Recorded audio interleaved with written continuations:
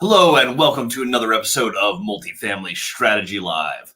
I'm Christian Osgood, your host of the channel. You can watch pretty much anywhere. You can watch this on Instagram, on our YouTube channel, Multifamily Strategy, on Facebook, on LinkedIn, you name it. We are streaming there. But welcome back to the channel. Now, I go live every Wednesday at 3 this week, doing a special broadcast because exactly at 3 this last Wednesday, I was filming a podcast with Rich Summers down in San Diego. That episode dropped yesterday. If you haven't had a chance to see it, it's a fun one. Usually I spend all my time talking about creative finance, different deal structures. We talk just a ton about the same thing. This one, we actually talked about operations. We talked about partnerships. We talked about hospitality. It's a fun one. If you want to get a little different flavor and some excellent filmography, because they have a great studio down there, go ahead and check out that episode. That is on the Rich Summers Report. You can watch that on YouTube or podcast pretty much everywhere.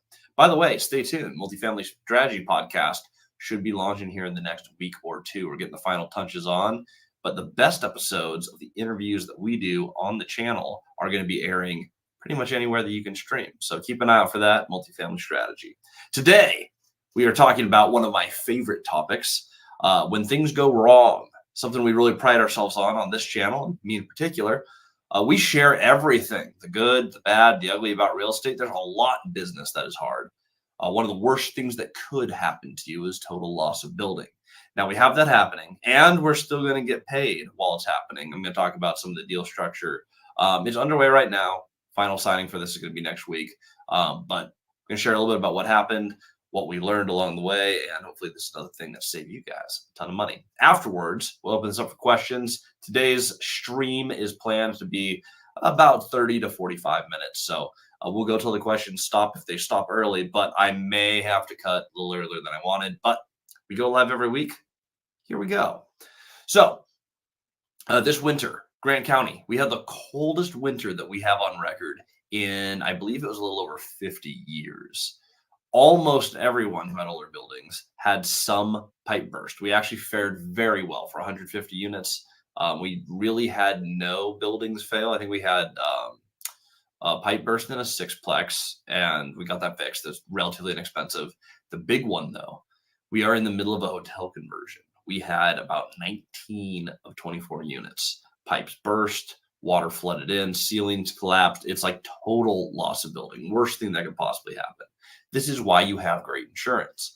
Now, for this particular property, we're under builder's insurance because we're renovating the units, adding kitchenettes, getting it prepped for the conversion to lease up. Now, never had burst pipes in this building. It's also never been tested this cold. This is the only building that seems to have just massive catastrophic failure. We located a spot where it looks like the plumbing comes too close to the outer wall and is uninsulated. So it froze in that line, caused cascading issues all the way down the line. Long story short, big plumbing disaster. Now, insurance company got an adjuster out there, gave us instructions, said we needed to do some remediation prior to getting the adjuster out there. So they gave us a laundry list of things. Those, we need to tear out drywall, document everything, rip out any damaged furniture, catalog it all, and then we need to dehumidify, which was actually the expensive part. We had to have a contractor rent quite a bit of equipment for that. After they instructed us to spend all this money, they got back to us and said, hey, we found a caveat. Your roof is 21 years old.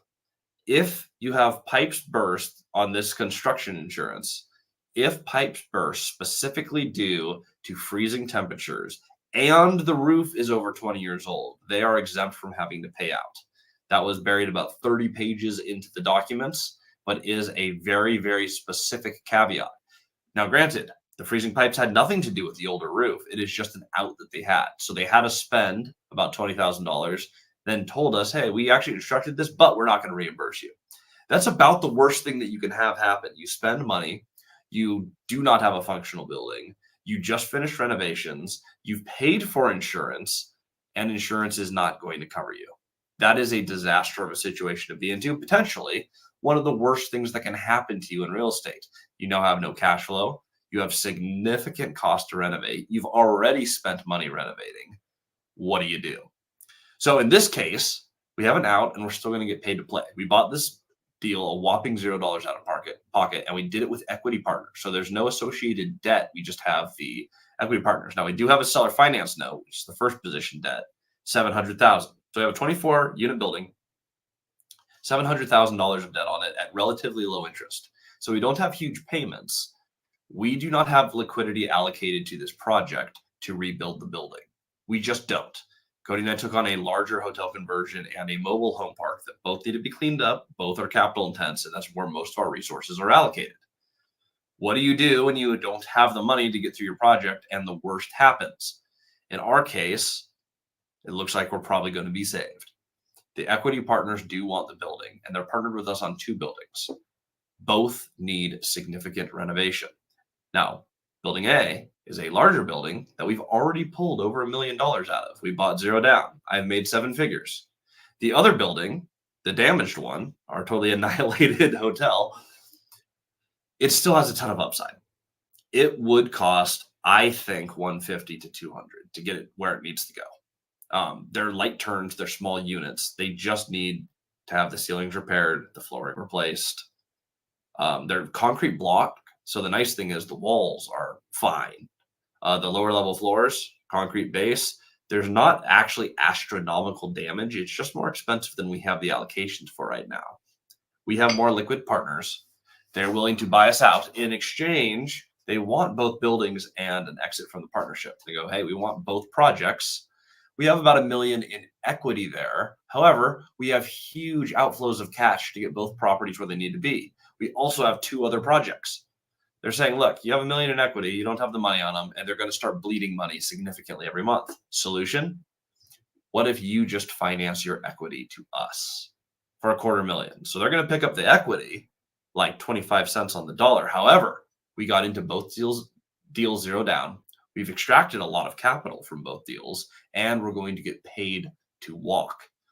I love this about real estate. I love this about creative finance. This is why you need to scale your portfolio. Because we had more pieces on the board, we were just able to adjust.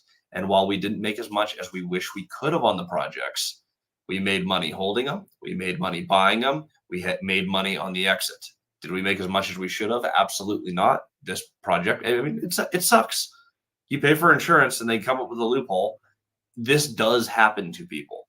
I met with my insurance broker and a couple of other insurance brokers. They have assured me there is no insurance product out there while under construction that would have covered this particular damage from happening. Like when this happened, they're like, this loophole exists everywhere. You did everything right. Now, if someone knows something else, by all means, share it in the chat. Connect with me on Instagram at Christian Osgood after this. Would love to see what other options are. But with our research, it looks like we played everything right and still things go wrong.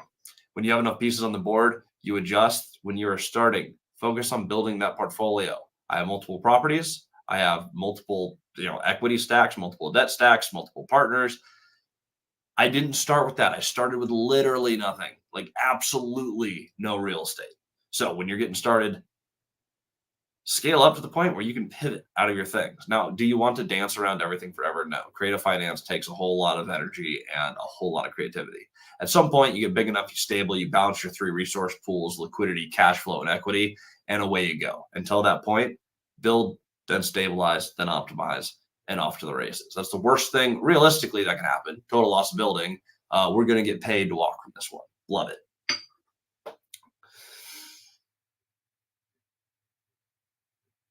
And Cody is our first one in the channel, by the way. I'm looking at the chat now.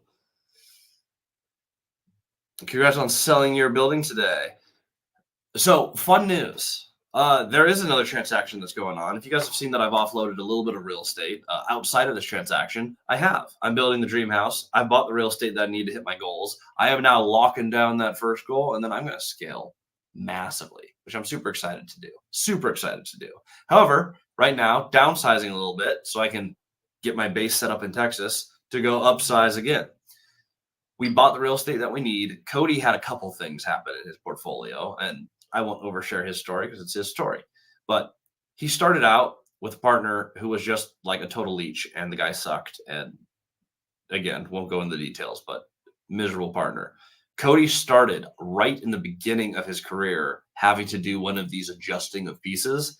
Part of that is I took the money that I'd made at CoStar over years and a duplex flip that I had done, and I bought into a couple of his buildings, which bailed him out of the partnership, which got our partnership launched and really got us to where we're at today. Is we basically just took my money and his portfolio, we attached the two together, and we built a business. Fast forward to today, Cody's always wanted to own those buildings himself. We got to do something really cool that it means a lot to me. I'm sure it means even more to Cody. But Cody just bought back his 12plex from me and the one other partner that bought him out in the beginning. Great stewardship of pieces. Cody recognized, hey, I can fix a problem and I can trade equity for cash. I need cash. One day I want the equity back. Well, today is that one day. Yes, it is creatively financed. I traded Cody some of my debt in exchange for the building. So kind of an interesting swap. But Cody is now the sole owner of the second 12plex that he ever purchased. Same thing over the last year or so. He's traded out his pieces to own the first 6plex he ever purchased. So Cody has played the game masterfully, traded his pieces around, managed the situation. So thank you, Cody, for the congratulations on selling. More importantly, Cody, congratulations on owning your 12 and your 6. Cody's building a fantastic portfolio by himself. Excited to see what you do with the project.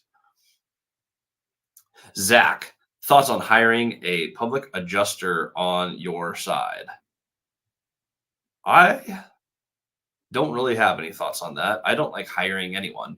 I run very few staff, but paying people to do stuff, not my thing. I like forming relationships, working with people, and public adjuster is not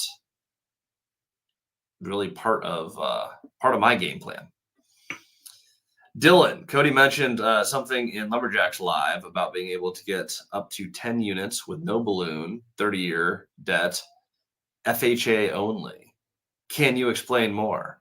Well, that would also be probably a pretty darn good question for Cody. However, there are a ton of different debt products. If Cody's talking about how to get up to 10 units FHA, that is a move that I have not seen yet. So we'll have Cody back on to share that specific one.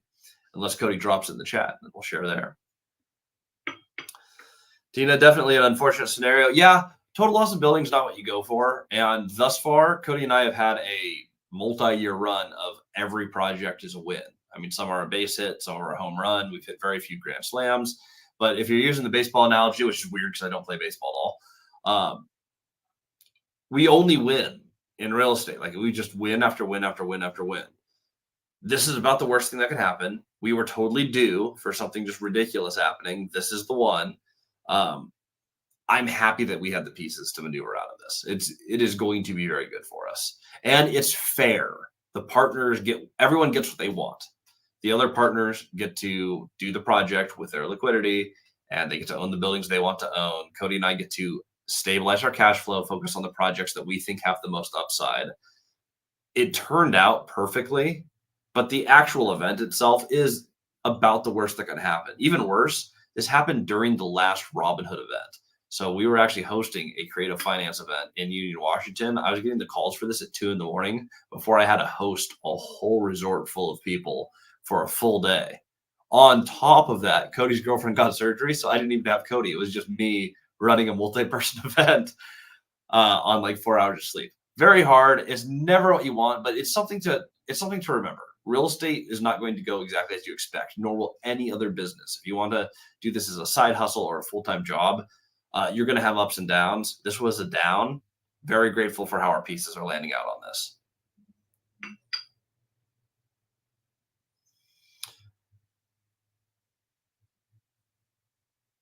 All right, Cody said it wasn't an FHA loan.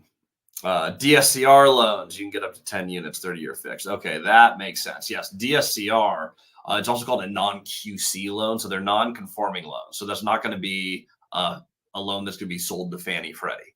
It's going to be it's usually a portfolio loan. A bank's going to hold it up in their portfolio. It's usually going to be a little higher interest, not astronomically, but they are higher interest, and they're going to be based off the debt service coverage of the property. We actually have a few clients and friends who have used these on significant portfolios in Seattle.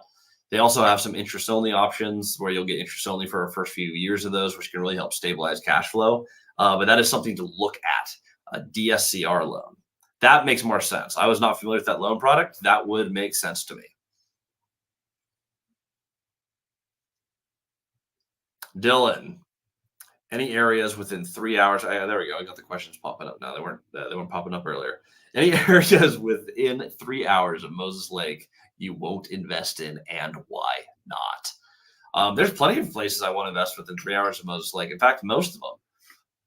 I have property management in Grant County. There are still opportunities to take out in Grant County. I love being hyper local. I love having control of the rents through the property management company. I would not expand outside of that for that reason. Now, if you're just talking about general markets that I don't particularly love, um, Yakima has some rough problems. Doesn't mean money can't be made there. I wouldn't personally invest in Yakima, Washington, which isn't that far of a drive.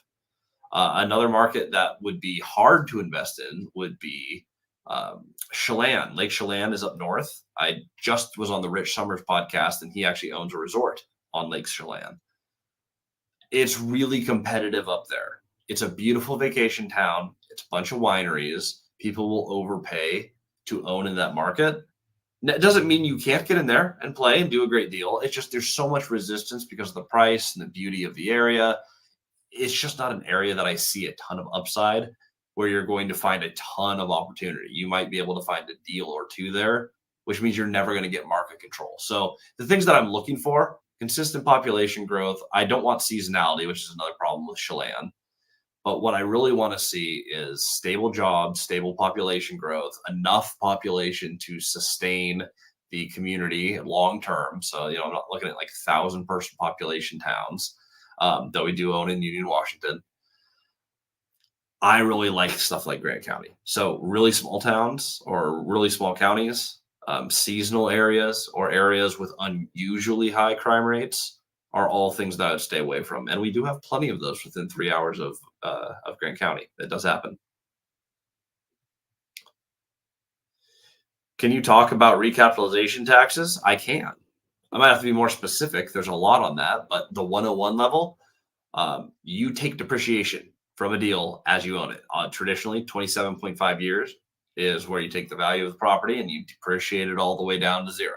You can run a cost seg and you can speed that up. That's something Cody and I do often. However, for all of that depreciation that you claim, you're going to have some amount of recapture depending on how long you've owned the property, conditions of how you're selling it. This can be mitigated or at least rolled into the future through a 1031, which is going to be a like-kind exchange where your money goes in escrow and they hold it. You find a replacement property and place it over there. But on a 101 level, that's what recapture is. How recapture is going to be treated on your individual deal depends on how you claimed taxes. If you ran a cost segregation study or taking standard straight line, most of them are a question for your tax professional, your CPA should be looking at your portfolio and telling you what to do. Tina, you may ask personal career advice. I have gone from trying to start a church that evolved into a horrible cult, which I will have a video coming out on soon. That was absolutely horrendous. Never shared that story till recently, but wild story. I have gone from like the worst of worst entrepreneurial adventure turning south to screen printing t-shirts to selling apparel to selling data all the way through the corporate CoStar, LoopNet, apartments.com thing. I own multiple companies. I own a sizable portfolio of real estate. If you want career advice, I have done too much for a 32-year-old. I will give you what I have there. Cody shares a little bit more on this. There are DSCR loans. You can get up to 10 units, 30-year fixed. Yes, so there is no balloon on 30-year fixed rate debt. And there are products for that. That is a good one to ask your local lender. They're not everyone does these non-QC loans, the non-conforming loans, but there are a lot of DSCR lenders. I tend to see a lot of these people are sponsors at meetups and events. If you're active in just getting around real estate professionals, you will run into people who service these DSCR loans and actively are marketing them. I see them almost everywhere I speak. Whenever they do, like, hey, a word from our sponsor, every single time there is someone who has loan packages and they do DSCR loans as well as a bunch of other products. So keep an eye out for those. Easiest way to find them.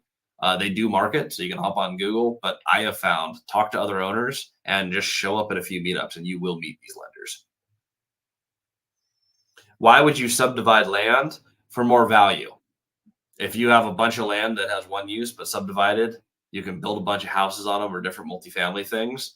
Subdividing is basically splitting up parcels that can be sold separately, which can up the price, but it's finding what is the highest and best use, tailoring it to that, and then selling it off. So it's increasing the value to others is what drives price. It's just supply and demand. So if you can take one thing and turn it into three things and sell each of those at a 25% premium because of their highest and best use, that's where you'd subdivide and win the game.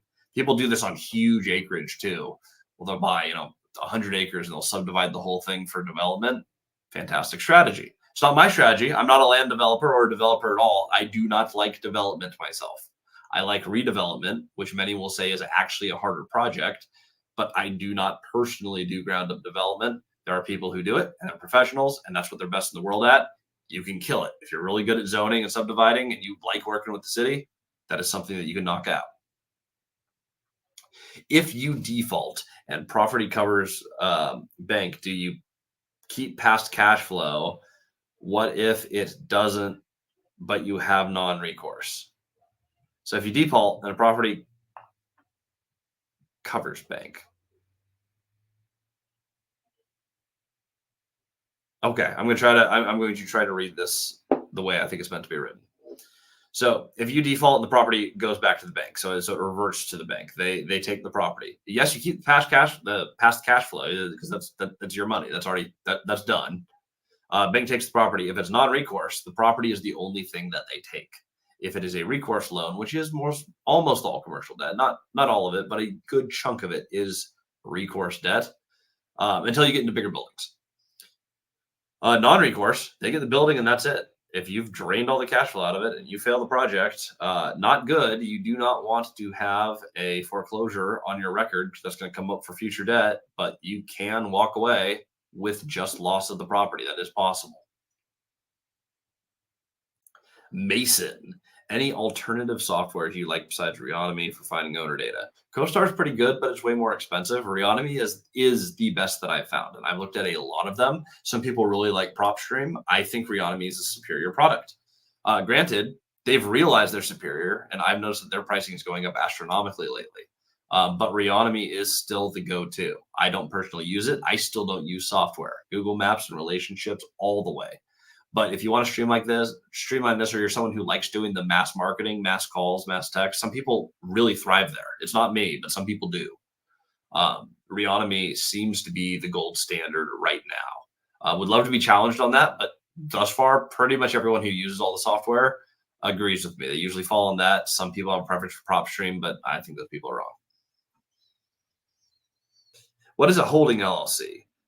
Does it hold multiple properties' incomes? Essentially, your holding entity is going to be the entity that owns the entity or entities that own real estate. For example, let's say I own XYZ company, and that is my holding company. Well, I have 123 Main Street, 456 Main Street, and 789 Main Street. 3 different properties, 3 different deals, 3 different partnerships. Let's say I own 50% of each of these. My holding company can be the company that owns all 3, and that allows me to take gains and losses from each of those properties and put it into the bank account of my holding company, which then can be spent freely across the 3 properties in proportion to the equity. If I didn't do that, I would have to do an owner distribution to myself and then an owner contribution back into the properties to move money correctly through the accounts, causing a taxable event when I pay myself. I just want to move money through the portfolio without pulling out of the company's bank account. You have that company own multiple properties. There's also a bunch of strategies that you can talk to a lawyer about on how you can have more anonymity on that and how you can really bury the holding company so that you can kind of hide what it really owns. There's a bunch of strategy around it, but holding company can add some extra security to you as well as let you freely move money through your portfolio, which I think is one of the largest advantages of a holding company. If you have a great partnership, it's great to have a holding company for that partnership. Once it's tried and true, Cody and I do that, where we vest our interest in LLCs. We actually have a few of them, but in a few holding entities. What percentage of cap gain does it change, and what is it based on? This is going back to recapture, I believe, or on the sale of a property. So your recapture is based on off of depreciation. Your capital gains tax is just how much capital gains you have. So it's going to be based on your tax bracket and what the IRS charges you. That's going to be based on your other incomes, your other business. There's a lot there. But taking a capital gain, same as the stock market. It's just what did you buy it for? What did you sell it for? What's the delta? What was your actual capital gain in this deal when you went to sell? But that's how capital gain is calculated. If you own a property for 27.5 years, do you have to pay recapture if you did cost seg? Great question. Would have to ask CPA exactly how that works. I've never owned a property that long, so that question has actually never came up. I also almost never sell properties. So I'll be working on recapture on a sevenplex that I took straight line depreciation on in 2025 because I sold that early in this tax year. So I'll know more about that as it comes up, but I haven't done enough selling to really have to deal with that at all. Other flip I did, I sold it owning it just under a year. So I had short-term capital gains, but I didn't really take depreciation. So I didn't really have recapture put in there.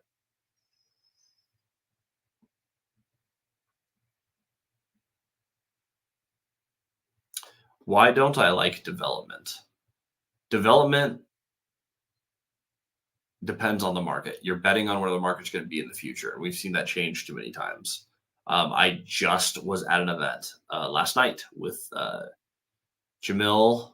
I think his last name's pronounced Damji, but Jamil is a prolific wholesaler. He owns a company called Astro Flipping, which is it's an interesting business model. Not my thing, but he made $12 million wholesaling, rounded up all of his family's money, went in on a development project and lost all of it. His money, his house, his mom's house, his family home, all of their cars.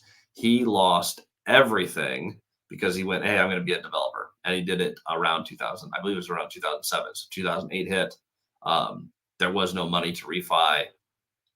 Completely wiped out. Like loss of business, loss of houses, loss of family money, total loss. Development is placing a bet on what you think will happen, and you are not always right. Now, on redevelopment, granted, you're not always right. For example, our topic today was our flooded building and how that was handled. Like we're under builder's insurance, something horrible happened mid-project, and that's where the cards fell. In development, though, you typically, if you're going ground up, it takes more time, and more time means more risk because more things can happen in that time. And if you were developing in 2020 and you didn't have the cash reserves and interest rates started spiking here throughout the years, you could have been mid-project expecting to be able to refinance at 3 or 4%. And now you have to refinance at 8% and your deal no longer works. On top of that, your cost of goods, like especially lumber, went up astronomically during the virus that is not supposed to be named on YouTube channels so they don't kill you in the algorithm. But during that time, that may or may not have happened fairly recently, starting around 2020.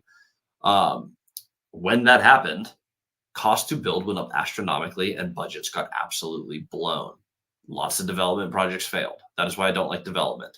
I hate variables. I want a simple, boring, repeatable business that can do again and again and again. I want my money to be boring. Development is exciting and dynamic, which are all ways to me that sound like, hey, you might make a ton of money or you might lose money. I do not like gambling. What are all the taxes I have to pay in Texas?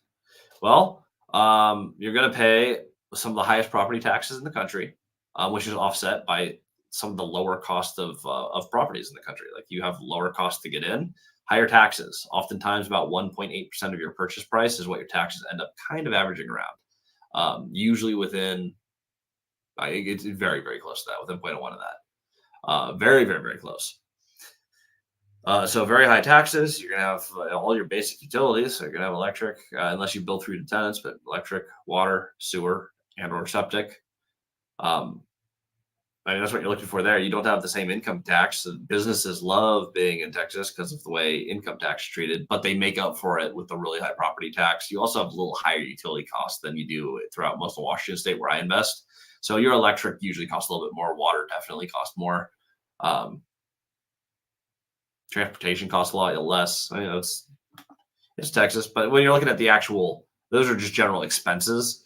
If you're looking at taxes, you're gonna have to pay property tax, and you're gonna have to pay, tax on the money that you made. You're gonna have to pay federal income tax, and that will be a factor. Other than that, Texas is a pretty tax-friendly state. Just has a really high property tax. If you can't raise down payment under contract, do you lose earnest money? How do you communicate that or back out? Yes, if your earnest money is already hard. Sometimes there are contingencies. Usually it's during your financial feasibilities. Earnest money goes hard after that. So if you have money in, I actually don't even like to submit earnest money until after we've passed feasibility. If there's just no capital partner and it's not coming together, you would hypothetically back out. That being said, it has never happened in multifamily strategy in our whole mentorship group, and I've never heard of anyone who took the course who has ever gone through, found a truly good deal, signed off on it in feasibility, and failed to make the capital raise. The money always comes when you have a great deal.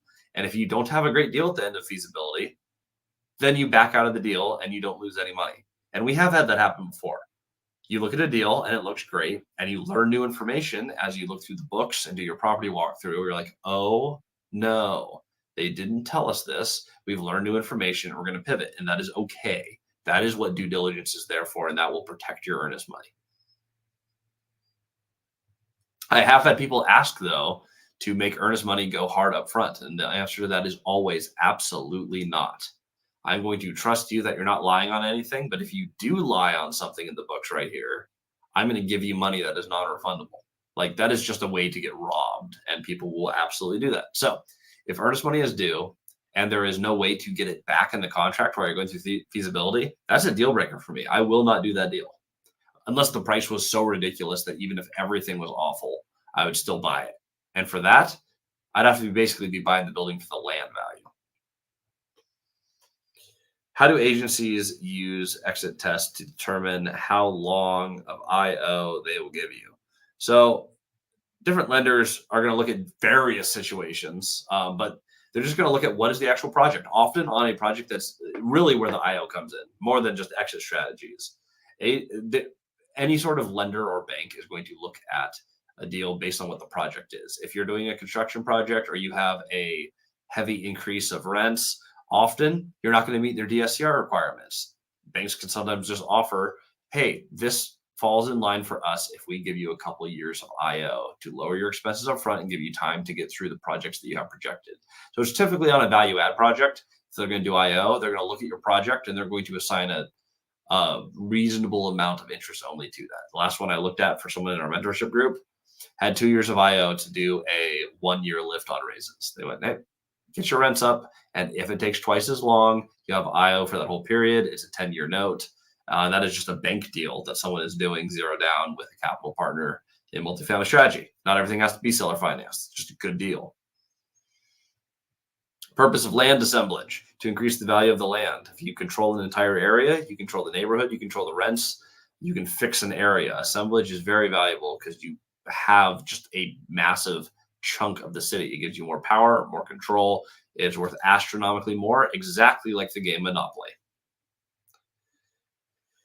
Could you explain negative amortization? So you pay less than the interest on the property. So if I have 5% interest, but my payments say they're equivalent to 4% interest, the principal value that I owe actually goes up. So I owe more on the property instead of paying it down. Amortization pays the property down, negative am. racks it up.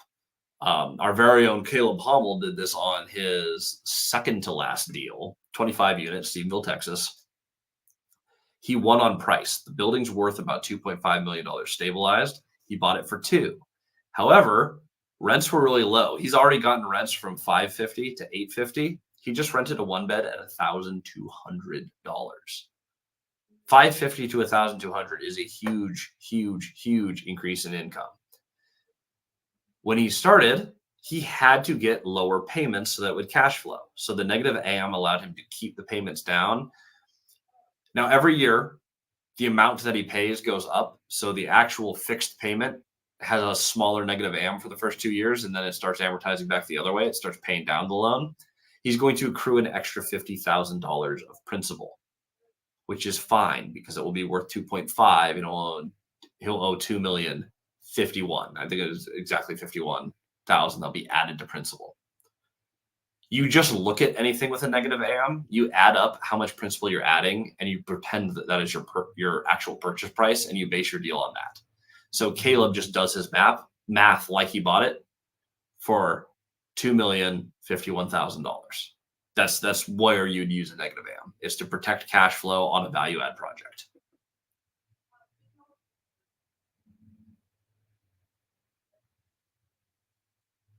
How much would you overpay to get a seller second on hard money in first if you can get long-term debt? Well, if it's very long-term debt, I will overpay by more, because if I have 20-year debt and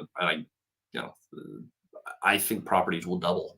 So if I got a property that was, say, $1 million property, I would pay $1,250,000 in a heartbeat. I pay an extra $250,000 over what it's worth. If I got 20-year debt, that cash flows in that debt stack.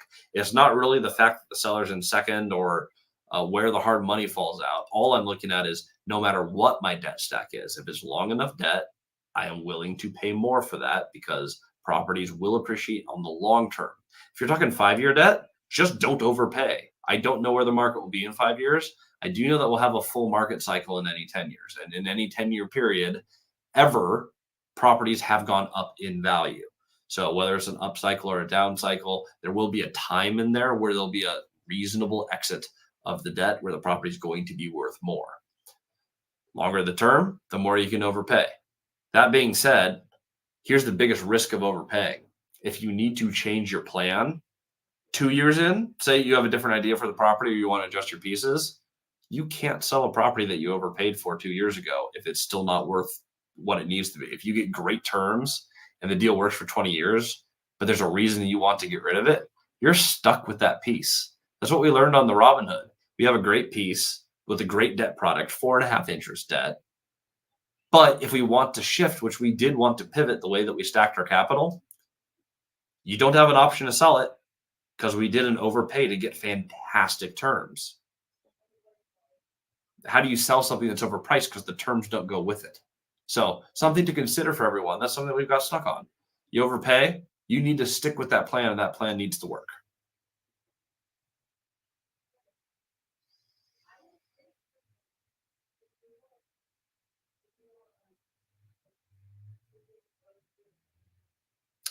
I'll do a quick run on this. All ways to take on additional debt. There are like 1,000 ways to take on additional debt. I'll give you a quick highlight reel though.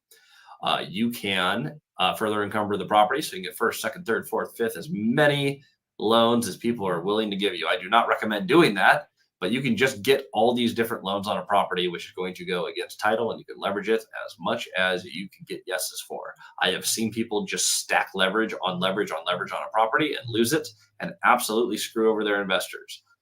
Do not do this unethically. Raise money that you can back with the equity in the project conservatively. That being said, there's a bunch of ways to raise debt. You just keep stacking debt against title. Another way, if you bought with an LLC, if you don't want to further encumber the property, you can encumber the LLC. So the LLC can own the property. Say I have ABC LLC that owns 123 Main Street. That LLC, let's say I can't put a second for whatever reason. I have a no further encumbrance in my on my deed of trust, so I can't actually get more debt. I can put in there, this company owns this asset. and you are backed by shares of this company, say 50% of the shares. So I've now backed you with half of the LLC's holdings.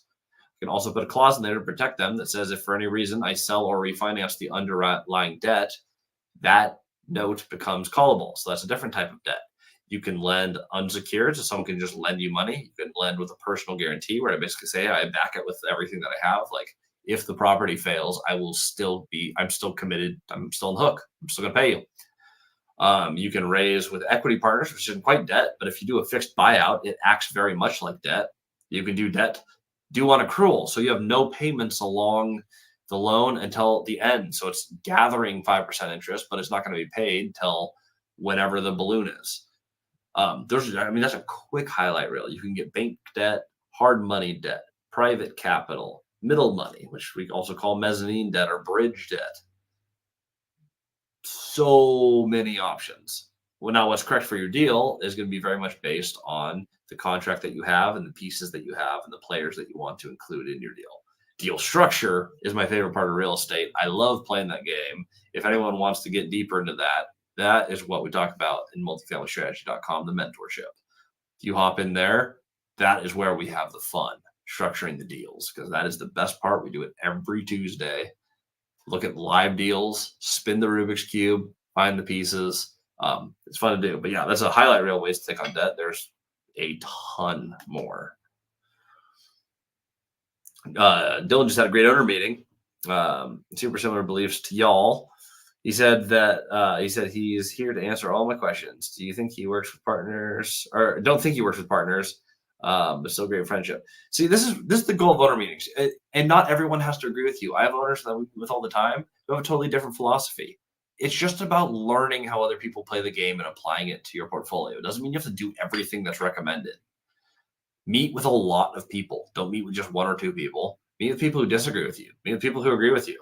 Like I just met with yesterday. We run into Jamil. He doesn't use debt because he got burned on the development project. I use debt. One day I'm going to pay off all the debt, and we're actively working on that. But I lever and I create cash flow, and that cash flow pays off all the debt. And it's a two-edged sword because if you do this wrong, the debt can eat you alive. But I use debt to build a larger asset that has the capacity to take the debt out. It just takes time. Am I going to copy the strategy of wholesaling, taking my cash from wholesaling and buying deals in cash? Absolutely not. That has nothing to do with my skill sets, what I'm good at, or how I want to build my portfolio. Did I learn a lot of takeaways? Absolutely. Meet with other owners who have done cool or different things, especially the people who've met with what want to do. So Dylan, glad that meeting went well. Mason, do you replace cabinets when you're doing functional flipping? Yes. Not always. You can salvage them by all means. Put a new countertop on them. But ugly cabinets, just update them. They're not that expensive. As flips go, cabinets are definitely not your most expensive item. If they're messed up, just get new ones. Cabinets, that's going to be a question for Danny, and she will answer that on another episode of Functional Flipping. But for functional flipping, you're going to go affordable and nice. Anything that's modern that you can paint with a neutral color, a white, a gray, that's usually going to be your best bet. If you're going a little bit more upscale, say in Class B, you can start experimenting with other colors. For us in functional flipping, everything basically looks the same. Same countertops, same cabinets. And you're looking at the stuff that they carry at like a Lowe's or a Home Depot. You're not going cheap, but you're going to go on the lower end, something that looks nice and clean and simple. For the type of things that I do on the functional side, I'm trying to keep prices down for tenants so that they stay in the property. Something that looks nice but doesn't cost a lot allows me to offer a better unit at a lower price. Price is really important to people. And I think a lot of investors forget that because they over improve these units. They spend too much money and then they have to charge more to make the money back. I think one of the kindest things that we do is I don't overspend on things that I think look pretty. And I just put stuff in a place and I provide a place to live that looks clean and nice. And I think more people should do the same. But that is a personal philosophy.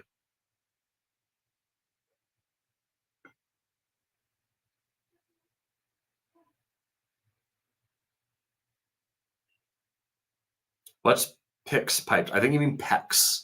PEX is going to be it's essentially plastic. If you see like the thick black plastic piping, PEX is it's going to be basically plastic piping. It is better than galvanized steel because you don't have galvanic corrosion and all the other rust problems that you have with steel. Same with copper. Plastic doesn't rust. Pretty much everything has gone to PEX. And that is if you can upgrade a building that has copper or galvanized steel pipes and bring them to PEX, huge value added. They're way better. They last way longer. Until we learn, in the future, oh no, this causes cancer. But I mean, for the time being, it appears to be the best thing out there. Could you overpay for property, sell it for less, and move the remaining debt to a different property? Yeah, you can move debt however you negotiate. So I've seen people do that where they basically just don't have a due on sale clause. So you sell the property, you take the old debt, you move it somewhere else. You can change the backing of anything. It works. Danny just snuck in here. Danny, I have a question for you. Join the live. Oh, okay, fine. That's a good one. Fine. My wife snuck in and grabbed her water bottle, and she's on the phone, so I can't. Bummer. I was going to ask her the cabinet question. Well, ladies and gentlemen, that's Danny's guest appearance.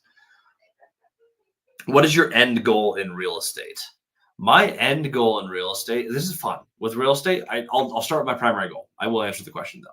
I want to retire my wife from teaching and wanted to build my dream house in Texas. Dream house in Texas is getting dangerously close to done. I just walked it. Follow me on Instagram, by the way. I'm showing a whole bunch of that house build.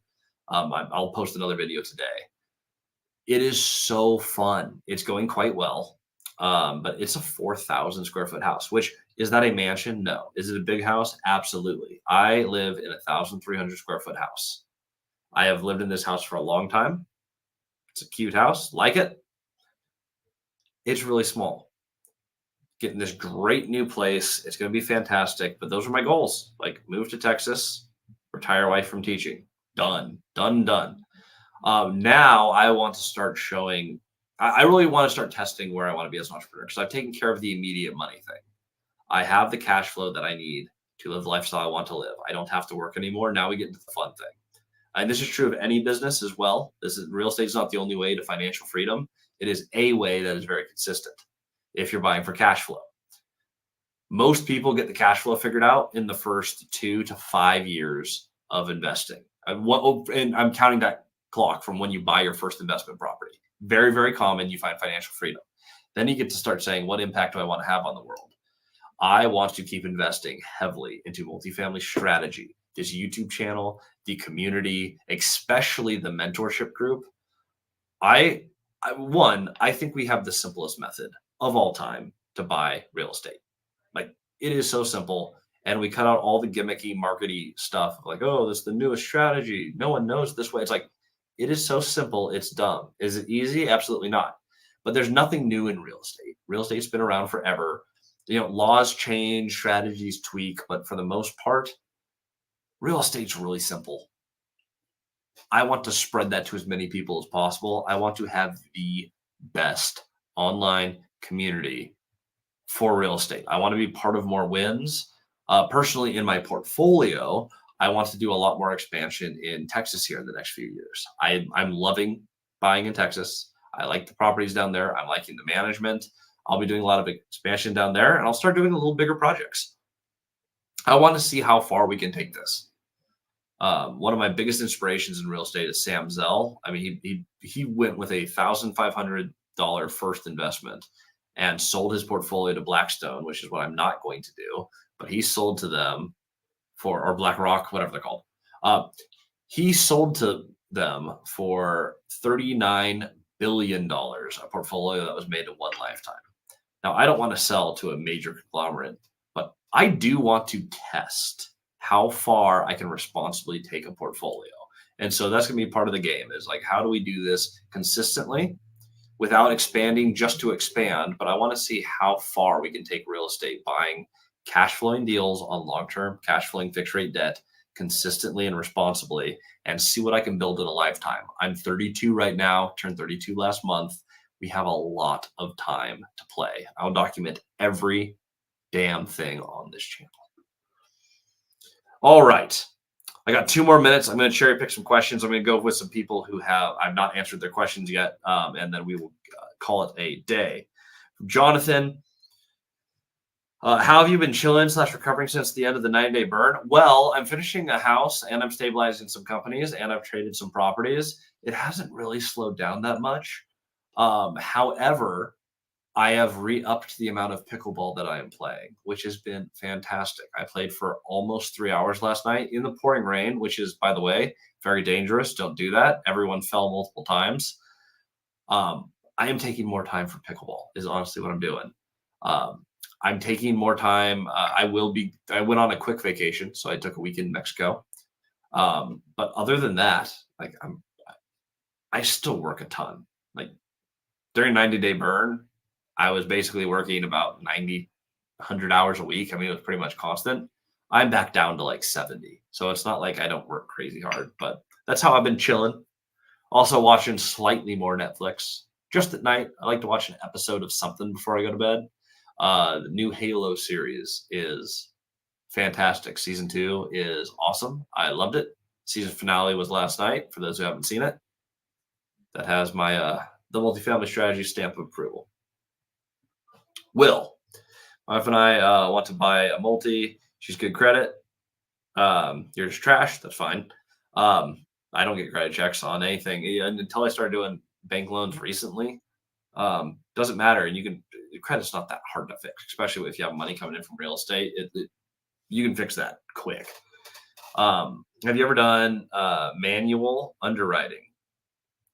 Her debt is 75K school loans. I have 20K. Both have 10K cars. Together make 200K. Well, you have great income. You don't have super high debt. You're going to have options. You may, like, I have my friend Henry Washington. First things that he bought, like, he did not have the credit. So, like, their first house was in his wife's name because that's how he had to play the game. Everyone's pieces are unique.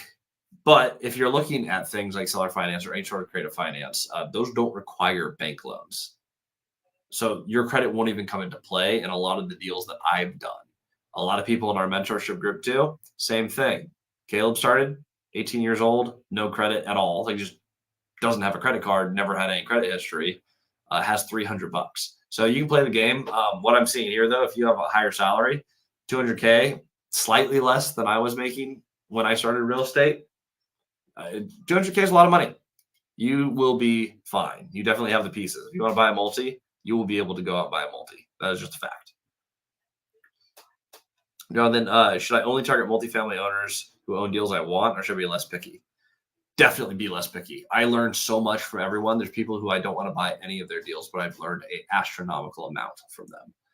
Meet the players in your market. Think of this like a board game. You got your 3 resource pools, the liquidity, the equity, the cash flow. Those are your pieces. Meet the people that you're playing. Understand how they're playing the game, who you're against, who's on your team. You are building this exactly like you would win any board game. There are very few differences. There's a ton of parallels. It is hard to win a game of poker if you do not know the players. The more you know people, the more you know what's going on. There is such an advantage. My qualification is, do they own multifamily? If they're an owner in my market, I want to meet them. Corey, good to see you here. Have you guys found more ways to automate the business? Yes, I am next week hiring my first ever. I still haven't chose the title. Suggestions are appreciated. Basically, my assistant, she could do my media. She could do my podcast scheduling. She's going to help me with some of the PM stuff. She's going to help me with a ton. But she's going to take all those administrative tasks that I have to do myself, like applying for podcasts, getting people on our multifamily strategy YouTube channel, sending out the darn links to get people onto stuff, managing my emails. I am offloading all that. So it's kind of like an executive assistant, but I really think we should use a cooler title than assistant. So suggestions for job title are appreciated. But I will be bringing them on next week. I'm very, very excited for this, but that's going to automate a ton of my stuff. AppFolio has more automated features in it. So my property management is going a lot more on autopilot than it has, which is fantastic. And my media teams are taking a little bit more off me as well. So I have 3 media teams who some do shorts, some do different types of edits. I have someone on my YouTube channel, and I have someone who does all of the media for ads and marketing. Those 3 teams are now working together, reporting to one person who then helps me distribute everything across all channels. Right now, it's still on me, but that's going to be off me by next month. I will still be active in all of the messages, all of the. You guys want to DM me on Instagram? It's going to be me answering. You guys want to shoot me an email? It's going to be me. You call me, you text me, it's going to be me. But the one who actually like posts the stuff that we put together is going to change, which is way too much of my time. I do 10 media posts across the platforms every single day now. That is taking way too much of my time. So I'm automating that off me. That needs to be not me, like immediately. That is what we have time for today.